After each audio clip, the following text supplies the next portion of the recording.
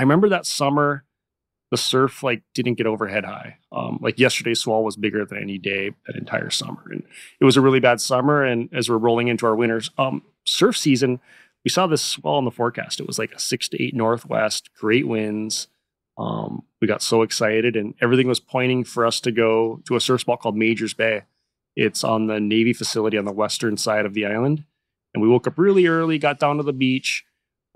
My coach was there. There was about 5 of us, and we pulled up, and you 4x4 on the sand to get there. We pulled right up to the break, and we opened the doors of the vehicle, and I remember like this really disgusting, foul, fishy smell. And I've never to this day smelled anything like that. I'd never smelled anything prior to that.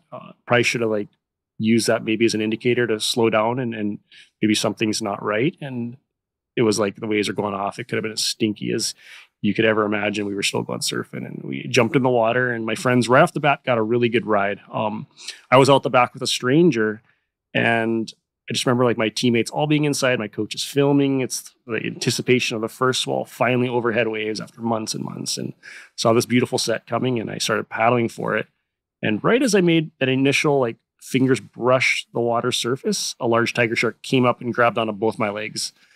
I didn't feel any pain. It's crazy. Like you think a shark attack would be extremely painful. I just felt a lot of pressure, like you were sitting on my legs. It was very obvious that I was getting attacked. It was very visual. I remember the nose being very square and very wide. It's a telltale sign of a tiger shark. And it almost felt like I was watching a movie of myself, or like looking down on myself getting attacked. Like it wasn't really happening to me. Like out of body experience. Yeah, it's kind of hard to explain, but it really felt like that. Like it didn't really feel like it was happening to me. I tried to put my right hand in its mouth to get my legs out, completely out of instinct. And that didn't work. And I remember the pressure getting tighter and tighter, and it lifting me out of the water and started swaying me back and forth, this left and right, sort of like a dog would with a piece of meat, just this rag doll left and right. And it sat back down in the water, and I got back onto the surface, still had my legs in its mouth. And with my left hand, I punched it in the nose. I don't remember how many times I hit it. It might have been 2 or 3 times. That worked. I felt that pressure release off my legs, and I got back on my boogie board, and I looked at the guy next to me. He was like completely white as a ghost. This guy that I had surfed with, complete stranger. And I didn't really know what to say. I just yelled, "Shark, go in." That's the only thing that came out of my mouth.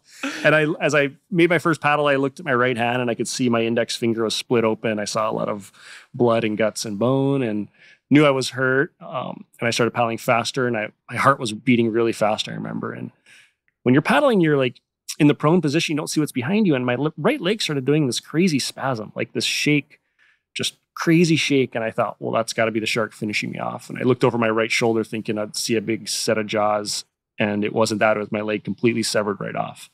Like if you took a samurai sword and just whacked it right off. Big squirts of blood every time my heart beat, like from me to you, of just these squirts. And my heart did really dropped, and I thought I was going to die. But luckily, everything was happening really fast, and a little wave came, and I rode it right up to the beach. The wave like literally just came within 1 second after all this happened. And I rode it right up to the sand, and I tried standing up. You're used to your entire life having 2 legs, and you're just used to standing. And I get up and I stand up and I fall down and I roll down this little sand embankment, and my friends saw what was happening. They all rushed right up to me. My friend Kyle, quick thinking, took my bodyboard leash, made a tourniquet with it. I wouldn't be sitting here talking to you if he wasn't clearly thinking, and it saved my life. So I'm grateful for Kyle. And I remember thinking I'm going to die, but not scary. I didn't see my life flash before, anything, nothing like that. It was just this real peaceful feeling. And Kyle said a prayer for me. I closed my eyes, and he said a prayer to keep me alive. And I opened my eyes, and there was a pickup truck right there. And a guy had seen in the parking lot what was happening, put it in 4x, pulled right up to me. They threw me in the back of the pickup truck. And everything was happening so fast, nobody thought to jump in the back of the truck with me. And the truck just took off. And I'm tailgate down. I'm next to these surfboards, or just bumpy sand. Rah, rah, rah, rah. Get onto the main road. And this would have been about 7:30 in the morning. And it was school time. And I remember like not wanting to look at my injury because I thought I'd freak myself out. And we were passing cars. And you know how you can tell the severity of your injury by the reaction of others?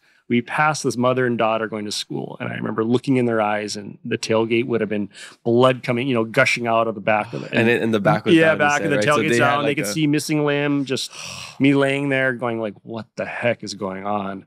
And we would have been about a 10-minute ride to the hospital. And I remember getting really hot and really cold. My body was going into shock. And one second, I'm trying to rip off my wetsuit top. Another, I'm wrapping it around me because I'm freezing. And the surfboards that were next to me had this like cloth, like board bag material, this like knitted material. And I started playing with it because I wanted to really like keep my mind off, like distract my mind in a way.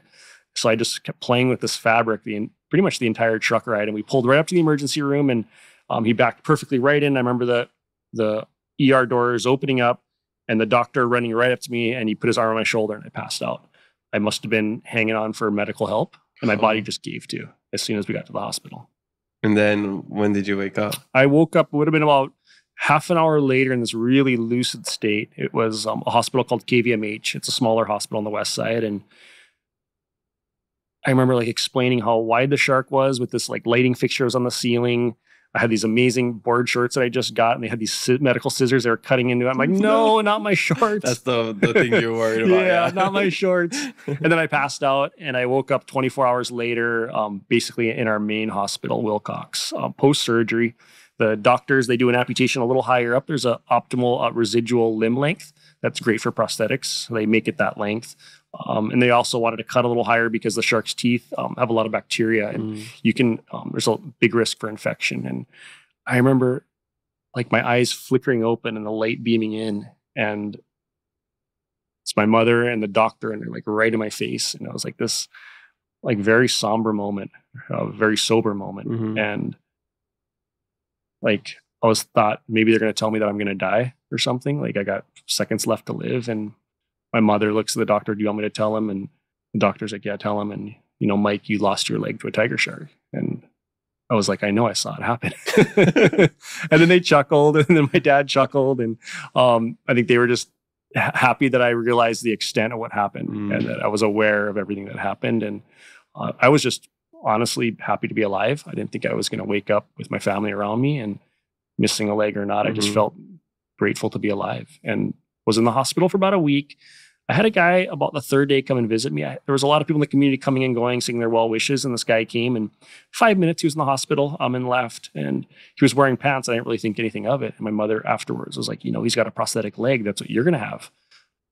And I was like, prosthetic leg? I'd never seen an amputee in my life. I'd never seen prosthetics. I had no idea there was such a thing that would help me walk again. I thought I was, crutches in a wheelchair the rest of my life. And she's like, no, we're going to get you a prosthetic. And I was like, all right, that's cool. And I spent about a week or so in the hospital, about a month after that, at home, just recuperating. And that to me was the most difficult time, was that month off of the ocean. I'd never been out of the water that long. And as many surfers can attest, it's pretty hard when you're out of the water for a month. You got that itch. You got the itch, and the winter season's just starting, and it was the first swell, and I didn't even really get a chance to catch a wave. And my friends are coming over and showing me what the surf was like that day, and I'm just like, don't, please. You're making it worse. Yeah. And then come a month, the stitches and staples came out. The doctor said I could get back in the water, and I remember going back very close to where I got attacked, just because I was with friends and they wanted to go there that day. And I was on crutches. I hadn't had a prosthetic yet that time. And the west side's got some really soft sand, and it's super like hot, and just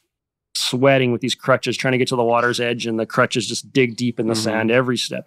And I get right to where the water's lapping up onto the beach, and got on my knees and put the crutches to the side, got my boogie board, my one fin, and went back out for that first session. And how amazing it felt to be back in the ocean. One of the best feelings on earth. That's so cool. Do you ever get tired of telling this story? I tell it almost every day in one way or another. No, I think people are just curious, and it's part of my life. It's part of what happened. I do different length versions, I guess, but people are just curious. And I don't like when people come off the street, like, what happened to your leg? I think it's a bit disrespectful. And like, I've got a pretty cool story of losing my leg, and if you could say, and there's a lot of people that their stories are a lot different. And I really empathize for what they're going through and how difficult it must be for them as well. So I'm not a big fan of that. But if somebody wants to just start chatting with me, and I'll open up, absolutely. Yeah. So what is the best way to, approach somebody that's missing a limb? It really depends on the situation.